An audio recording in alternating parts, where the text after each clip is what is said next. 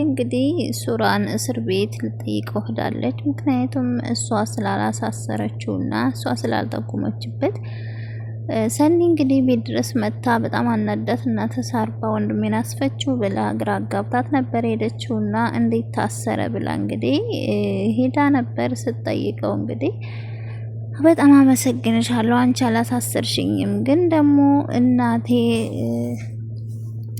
እኔው በራሴ ነው ስራዬ ያሳፍሩኝና ስራዬ ጸጽቶኝ በራሴ ጊዜ ነው የታሰርኩት እጄ የሰጠውት ሲላት እንግዲህ ማመን ነበር ያቃታት።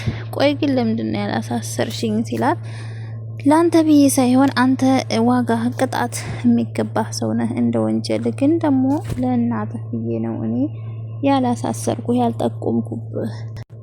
ያልጠቆምኩብህ ብላ እንግዲህ ተነጋግረዋል። ምንም ቢሆን አከብርሻለሁኝ እኔ ቅጣቴን የሚገባኝ ሰው ነኝ፣ ወንጀለኛው ነኝ፣ ባደረኩት ነገር ተጸጽቼ ስለዚህ ቅጣት ይገባኛል ብዬ ነው። መተሽ ደግሞ ፍርድ ቤት እንደምትመሰክርብኝ ተስፋ አድርጋለሁ። መተሽ መስክሪብኝ፣ ከዛ በኋላ ምንም አይጸጽተኝም። ግን ደግሞ መጥቼ እመሰክርብሃለሁ ስትለው እንግዲህ ግን ደግሞ ከ15 ዓመትም በኋላ እንደዛ ስትወጣ አባት ነኝ ብለህ በፍጹም እንዳታስብ፣ ልጅ አለኝ ብለህ እንዳታስብ ስትለው ምን ማለት ነው?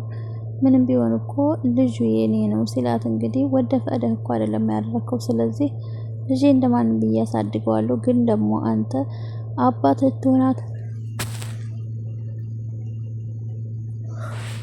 አባት ልትሆን አችልም ስትለው እንግዲህ አንቺም እኮ ወደሽ ፈቅደሽ አይደለም፣ ስለዚህ ቢያንስ እንኳን ልጄን የማየት መብት ይኖረኛል። መተሽ ፍርድ ቤት መስክሪብኝና ልጅን ስወጣ የማየት እድሉ ይኖረኛል ሲላት እንግዲህ በጭራሽ አታስበው፣ ተዛሬ ጀምረ ከህይወት የወጣ መቼም ቢሆን እንዳትረብሽ ብላ እንግዲህ ጽዬ ወደ ቤት ነበር የሄደችው። እንግዲህ ሰኒ እንግዲህ ለሱራ እናት ነግራታለች። ሱራ መታሰሩን አታውቅም ነበረ። እንግዲህ እዛ ሄዳ ልታለቅስ ነው ማለት ነው እናቴቱ ምስኪን።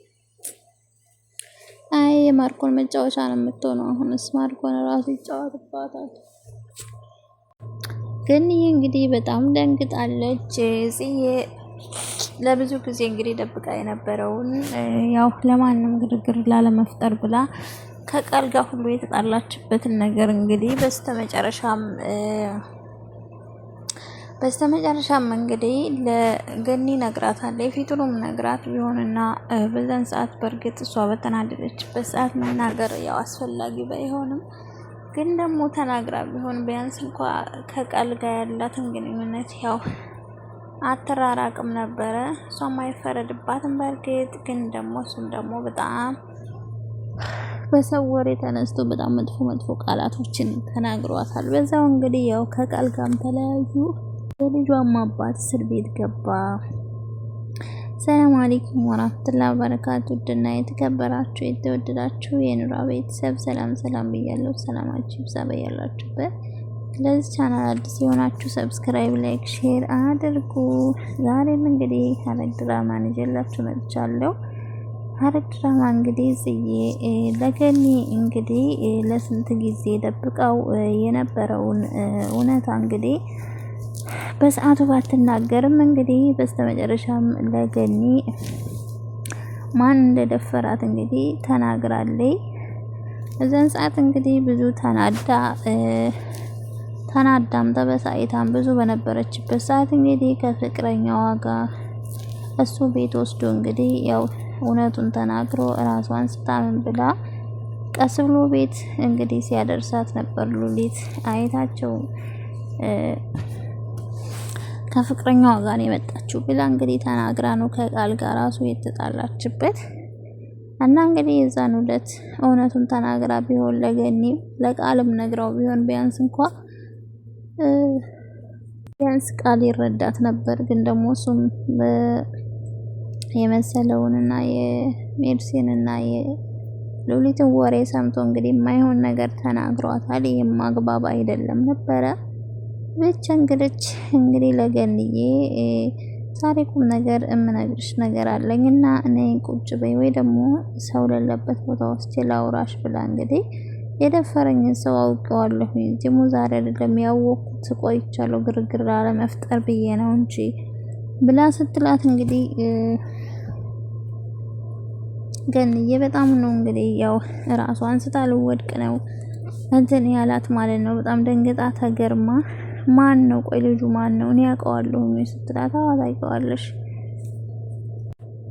አዎ ታውቂዋለሽ በደንብ እዚህ ቤት ዘበኛ ነው፣ እዚህ ቤት ዘበኛ ነኝ ብሎ የገባው ልጅ ነው ስትላት እንግዲህ ገንዬ ማመን አቅቷታል። አረ እና በጣም ነበር የደነገጠችው ገንዬ። እንግዲህ እውነት እሱ ነው ወይ? ምክንያቱም ተወጣ በኋላ እንኳን በተደጋጋሚ እየመጣ እሷ ልትረዳይ ትችላለች፣ ለሲዲዮ ጥሩ ሰው ናትና ለሷ ልንገራት ብሎ እንግዲህ የሆነ ሰዓት መጥቶ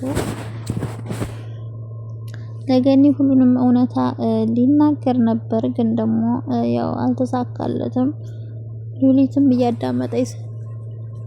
እያዳመጠኝ ስለነበር ቃልም እንደገና ሲመጣ በቃ በሌላ ቀን በድጋሚ መጥቼ እነግርሻለሁ ብሎ ጥሎ ነበር የሄደው። የሆነ ሰዓት መጥቶ እንግዲህ ሉሊት ነበረ ውሸቷን ሄደች ብላ አባረረችው እንጂ በተደጋጋሚ ግን ፈልጎ እንደመጣ እንግዲህ ታውቃለች። እና ግን ይሄ እንግዲህ በጣም ተገርማ በጣም ተናዳ አሁን የት ነው ያለው ስትላት እንግዲህ እስር ቤት ነው ያለው፣ አሁን እስር ቤት ገብቷል ስትላት የት አባቱ ስራው ነው የት አባቱ እያለች እንግዲህ ገንዬ በጣም ተናዳለች።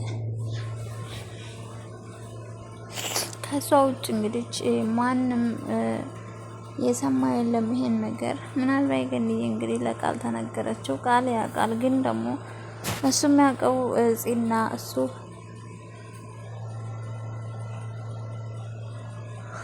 እንዴት ተስማሙ እንደዛ ነው የሚያስበው። እና ይሄን ሁሉ ጉዳይ አያውቅም እሱ።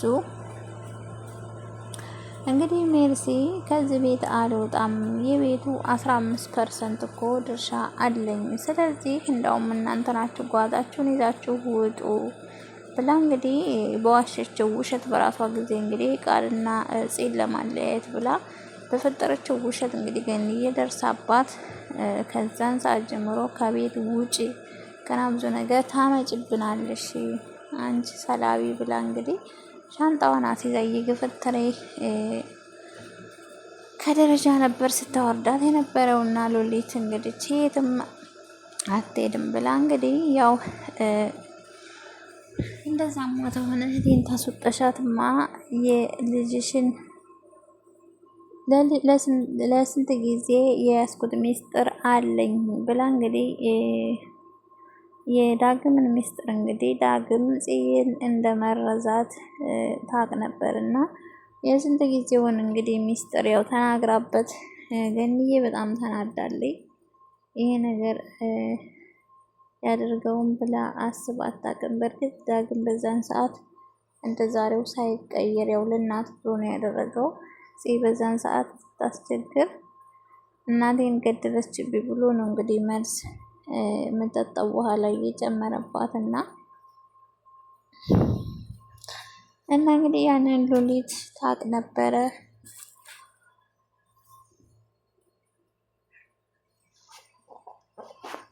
እብድ መስላ እንግዲህ በዛን ሰዓት ወደ ቤት በገባችበት ሰዓት ነው ይሄን ነገር እንግዲህ የያዘችበት እና ለገኒ ስትናገርበት እንግዲህ ገኒዬ በጣም ተናዳ እንዳንተ አይነት ልጅ የለኝም ብላ እንግዲህ ከቤት ውጣልኝ ብላ በጣም ተናዳበት ነበረ። እንግዲህ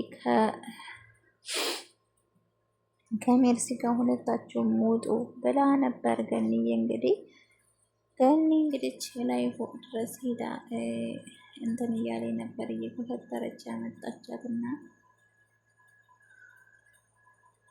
እንግዲህ አንቺ ሴትዮ ኦራፊ ብዬሻለሁኝ፣ ምንም ነገር እንድታደርግኝ አልፈልግም፣ እንድትናገርኝም አልፈልግም። ቆይ ምን አድርጌሽ ነው ይሄን ያክል? ደግሞ ሲቀጥል ከቤት የትም አልወጣም ብላ እንግዲህ ገንዬን እንደውም ለማስፈራራት ሞከረች። የቤት እኮ 15% እንዳለኝ አታውቂም እንዴ? ስለዚህ የቤቱ ባለቤት እኔ ነኝ።